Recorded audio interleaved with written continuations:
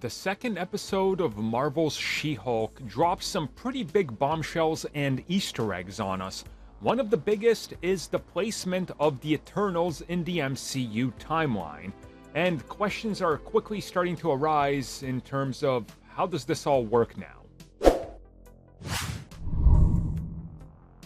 So during the news reports and what's going on around the world in She-Hulk, we end up seeing this right here. And it says, why is there a giant statue of a man sticking out of the ocean? Obviously, this is a direct reference to a Celestial that was defeated by the Eternals in the Eternals.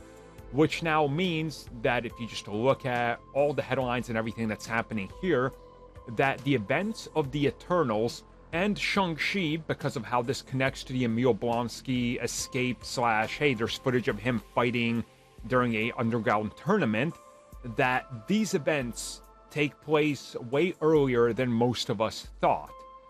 And they're very close to one another. Now, again, if we just look at the basics of the timeline and what we know, this, again, doesn't necessarily fit what we've been told. Now, obviously, we don't know anything more. Maybe they'll get back to this at some point down the road.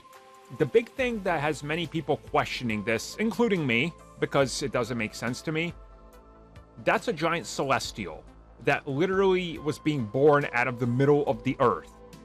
We're talking about moving tectonic plates, right? We're talking about a giant hole in the ocean and the mantle and the crust that it was crawling out of.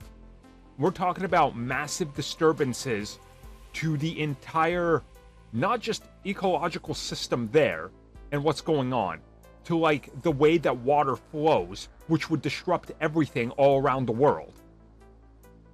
Again, it's like when the earthquake happens off the coast of Japan, or it did like, a decade ago at this point. It affected everything.